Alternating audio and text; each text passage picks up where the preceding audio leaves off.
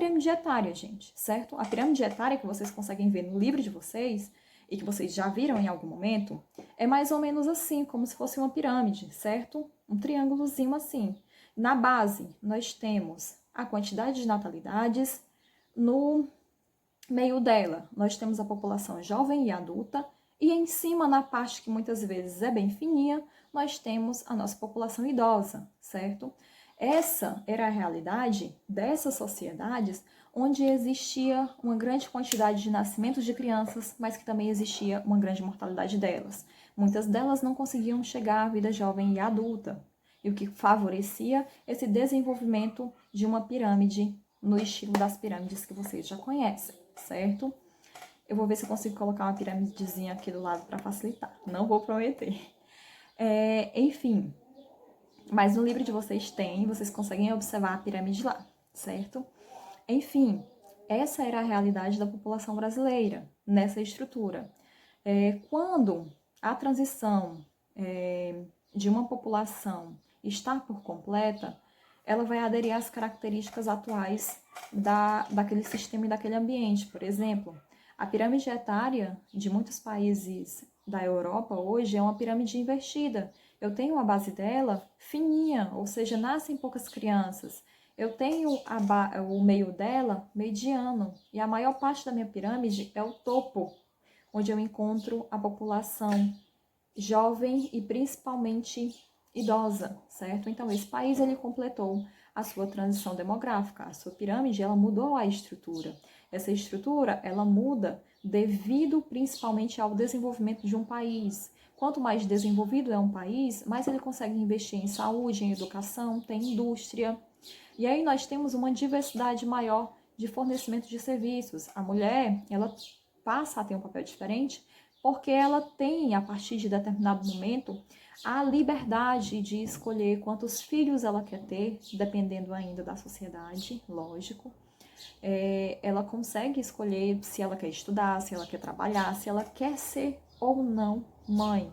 Então, isso interfere muito na pirâmide demográfica dos países, certo? E quanto mais desenvolvido e industrializado é um país, menor será o seu crescimento populacional, menor será a sua quantidade de crianças que nascem. Esses países, muitas vezes, eles recebem muitos imigrantes, que são aquelas pessoas que vêm à busca de melhores condições de vida, certo?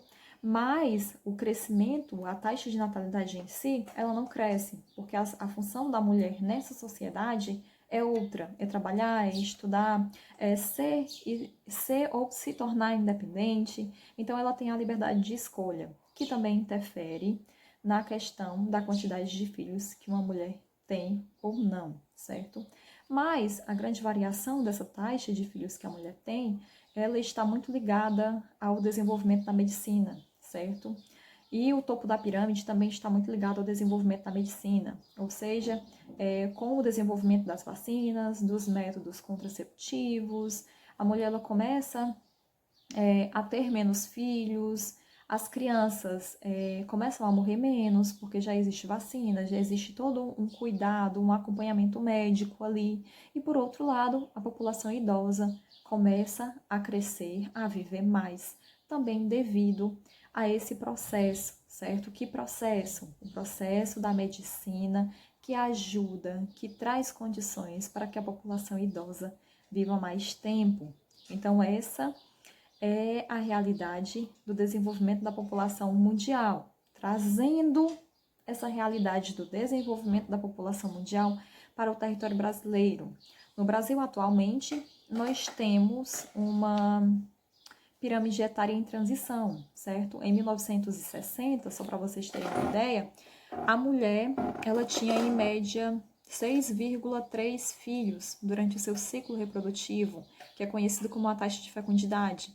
A taxa de fecundidade é quantos filhos uma mulher tem durante o seu período reprodutivo, certo? Então, em 1960, que é um período em que a mulher ainda estava destinada a ser dona de casa, onde muitas vezes ela não tinha a liberdade sobre o seu próprio corpo, a taxa de natalidade no Brasil era alta, certo? A nossa taxa de natalidade referente ao ano de 2018 1,3 filhos por mulher. Então, houve uma mudança drástica aí na sociedade. Mas o que foi que mudou tanto nessa sociedade brasileira?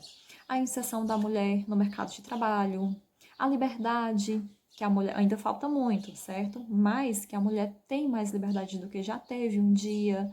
A questão da livre escolha, a questão de conseguir escolher se quer ou não ser mãe, se quer se dedicar ao mercado de trabalho, se quer fazer as duas coisas, nós temos toda essa questão por trás dessa diminuição drástica na quantidade de crianças que nascem no território brasileiro, certo?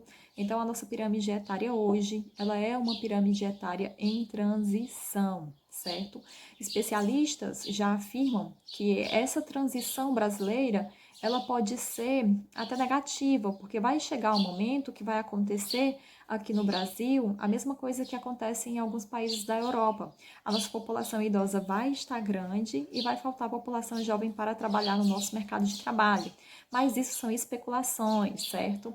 Não saiam por aí dizendo que a professora Ana disse que no futuro só vai ter velho no Brasil, certo? Desculpa, a população idosa. Não é assim. Eu estou falando para vocês que a nossa população está em um processo de transição, certo? O que é que eu tenho mais para falar? Deixa eu dar uma olhadinha aqui. Pronto. No geral, certo? A população mundial ainda é uma população jovem. A maior parte da população mundial, ela é composta por jovens. Alguns países já completaram seu processo de transição, outros continuam crescendo na sua população, principalmente a questão dos países mais pobres, certo? Por exemplo, no continente africano, nós temos muitos países que a taxa de natalidade é gigantesca. E a taxa de mortalidade também é gigantesca, certo? Então, esses continentes, como a África e a Ásia, eles vão continuar crescendo em um ritmo um pouco acelerado em relação aos demais países do mundo, certo? Especialistas também garantem que daqui a alguns anos a Índia vai assumir a primeira posição de maior população mundial. Atualmente, a maior população mundial nós temos na China. Então, os especialistas acreditam que em 2050 a maior população mundial será da Índia, certo? Ainda em relação à população, ao deslocamento, à qualidade de vida, nós temos um fator muito importante a ser levado em consideração. Esse fator, ele é a base para saber a qualidade de vida de uma população, que ele recebe o nome de IDH, que significa Índice de Desenvolvimento Humano. O Índice de Desenvolvimento Humano, ele vai medir a qualidade de vida da população de um país, certo? De uma região, de um território. Então, ele leva em consideração a saúde ou expectativa de vida, a renda per capita, que é a renda por pessoa, e a educação, certo? Então, quando nós temos esses três fatores alinhados e muito bem desenvolvidos em um país, nós temos uma excelente qualidade de vida, certo? Quando não, nós temos qualidades de vidas péssimas. O IDH, ele é medido até 1. Então, quanto mais próximo do número 1 esse país obtendo a pontuação, melhor é a qualidade de vida desse ambiente. Quanto mais próximo ele chegar do 0, menor é a qualidade de vida. Exemplo, um dos melhores IDHs que a gente tem no mundo é o IDH da Noruega. E um dos piores IDHs que a gente tem no mundo é o IDH da Serra Leoa, que fica na África, certo? Então, o IDH ele serve para medir a qualidade de vida de um país. E é óbvio que a população também depende muito das leis de migração que existem nos países, mas é óbvio que a população ela acaba migrando, saindo desses locais de péssima qualidade de vida, de baixo IDH, se arriscam as suas vidas para chegar em um novo território onde elas consigam viver e pelo menos se alimentar ou ter um pouco de paz, como é o que acontece com muitos imigrantes que vêm do Oriente Médio. Eles fogem muito ali de conflito, certo? Conflitos religiosos, conflitos étnicos. Então, a população, quando ela migra, ela vai em busca de uma melhor condição de vida, seja o emprego, a educação, a saúde, a questão dos conflitos. Então é isso, certo? Eu espero ter explicado um pouco do nosso conteúdo para vocês e tem mais vídeo por aí. E é isso, tchau, tchau. Façam a tarefa, vou colocar lá no aluno online de vocês a tarefinha para vocês responderem de acordo com esse conteúdo que foi explicado aqui, certo? Beijos, se cuidem, tchau!